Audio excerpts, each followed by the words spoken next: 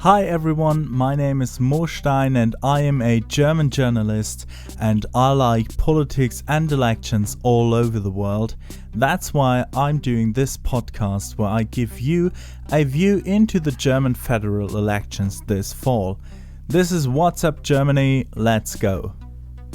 Hello and welcome to the third episode of What's Up Germany. Today we start to take a look into the campaigns and the scandals of each candidate. Because the last episode turned out to be so long and I want the episodes to be between 5 and 10 minutes, we're going to go through the candidates one by one. And we begin with Armin Laschet. Armin Laschet was born on February 18th in 1961 in Aachen, West Germany, and joined the CDU when he was 18 years old, and soon he got into the city parliament of Aachen. Before Laschet became a professional politician, he studied law and later worked as a journalist for the public broadcaster of Bavaria, and he became editor-in-chief of the Catholic newspaper of Aachen, since he is a very engaged member of the Catholic Church there. Laschet also worked for CDU politicians as speechwriter, and he became a professor at the Technical University of Aachen. From start on, Armin Laschet was quite a controversial candidate, because he already had scandals in the past. During his time as professor at the University of Aachen, he lost the exams of students and didn't report it to the university. Instead, Laschet chose to make up the grades, and this was discovered. Laschet dropped this profession as a consequence. But due to this incident and some others, Laschet is seen as chaotic. The question, how could he be a chancellor if he lost some exams, was quite a big one before he was nominated. Another thing that made Laschet controversial was in his time as Prime Minister of North Rhine-Westphalia. In the last year, during the COVID-19 pandemic, Laschet ordered a huge amount of face masks by a company that his own son was involved with. A lot of other companies complained that they didn't have a chance to get this massive order. This was followed by a huge scandal this spring when it was revealed that at least 4 CDU MPs gained a lot of money by connecting CDU-CSU state governments with companies that produce face masks. This was one of the biggest scandals, and this was even before the campaign started.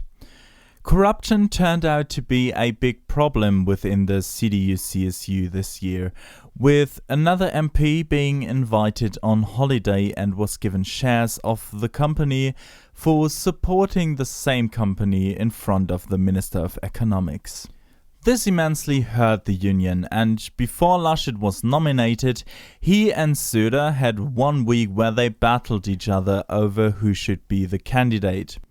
The union looked like a bunch of corrupt and power-loving people, which had the effect that the Greens, who nominated their candidate first, received more votes in the polls at that time. And after Laschet was nominated, it still didn't look good for the union. The party gained some ground, but Laschet is still very unpopular. But there is more. In Laschet's book from 2009, he didn't mark a big passage that was quoted as a citation by not giving the source. This was especially interesting after the CDU complained about the Greens candidate's book, but we will get into this later. There is also his campaign team, and as I said in the previous episode, Friedrich Merz is part of this campaign team. Merz is really unpopular, with only a small group in the CDU supporting him. He is a conservative hardliner who offered to be the new Minister of Economics after he lost the election for the CDU leadership. Another person in the team is Dorothee Bär from the Bavarian CSU, who was Secretary of Digital Affairs.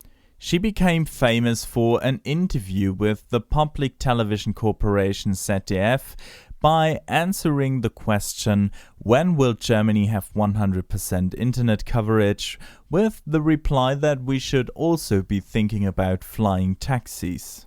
There is also Jens Spahn. He is the current Minister of Health, so he is responsible for the handling of the pandemic, and due to this he lost popularity in the last months.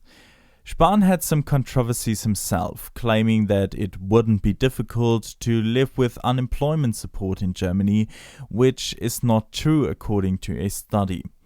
He also worked as a consultant for the pharma industry while being the CDU health expert. Last year, in the midst of the pandemic, Spahn bought a huge house in the most expensive district of Berlin. And he later sued the journalist who reported about this to not name the price. And last but not least, there is Nathanael Liminski, the probably most important person behind Laschet. Liminski is seen as the man of order in the chaotic Laschet universe. He is a Catholic hardliner, saying that abortion should be illegal and homosexuality can be cured with therapy. He doesn't speak publicly anymore to protect Laschet, but he used to go on TV talk shows claiming that women shouldn't take what they want in a sexual context. Liminski also wrote a book, How to Spend Youth in the Spirit of the Pope, and founded an ultra-conservative group within the Catholic Church. He could also become a minister. Laschet recently revealed his so-called Zukunftsteam, so future team in English, where Liminski and Spahn are not named, but they are still part of his campaign team. Another big topic is Afghanistan. After the escalation in Afghanistan, Laschet repeatedly said that 2015 mustn't happen again.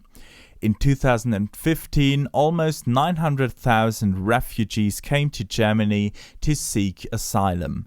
Many people found this inhuman, especially after the CDU voted against the proposal of the Greens to evacuate the Afghan helpers of the Bundeswehr when the Bundeswehr left the country. Now let's take a look at one of the biggest topics that dominated this campaign: the flood in West Germany. After heavy rains and storms, rivers in North Rhine-Westphalia and Rhineland-Palatinate flooded the region, with many deaths and a lot of people losing all of their possessions. To this day, a lot of households do not have electricity. Laschet is prime minister in one of those states. He tried to win ground as a politician who helps and supports the victims of the flood, such as former Chancellor Schröder did in the flood of 2003. But this failed. During a speech of President Frank-Walter Steinmeier about the tragic loss of lives, Laschet had laughed in the background. He apologized for this, but he was seen as someone who can't focus on such an important occasion. A few days earlier, he already made a bad performance in a TV interview. He replied to a question about climate protection: "Just because today is such a day, one don't change the politics," which meant that he had no intention on changing anything about the current politics because of this flood. A few weeks later, he again went to the region and received the anger of the people there. They accused him of not helping them with financial support, or that they felt forgotten by him. People said to his face why they don't like him and why they are disappointed in him, without him really reacting to it in front of TV cameras. This was a PR disaster, and this was the situation where Olaf Scholz beat him in the polls.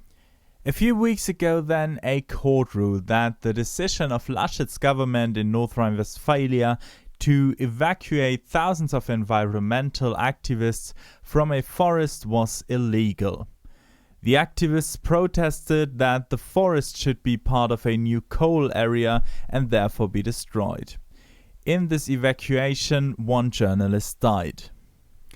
There were 3 TV debates in the last weeks, and in the first one, Laschet made quite a good appearance according to objectors and viewers. He was straightforward and appeared aggressive. In the other 2, he seemed rather defensive, trying to save his party from bad publicity. In the speed surveys after the debates, Laschet was ranked number 2 after Olaf Scholz. 1 week ago, Laschet and Scholz were interviewed by children in a late-night show. The children asked them about their failures and scandals. Laschet reacted very unprofessional and sometimes even mean by asking the children questions like, "Do you even know what this means?" The CDU later claimed that this interview was unfair because this weren't questions of children. But there were also a lot of reactions saying that a chancellor shouldn't be so unprofessional. Laschet is currently in second place in the polls about the chancellorship, and in the more important party polls, his CDU-CSU also comes in second with 21 to 22%. That's it for this episode and for Armin Laschet. In the next episode, we will talk about Olaf Scholz. I hope you liked it. If you did, please follow me on Instagram at WhatsApp Germany. Thank you very much and goodbye.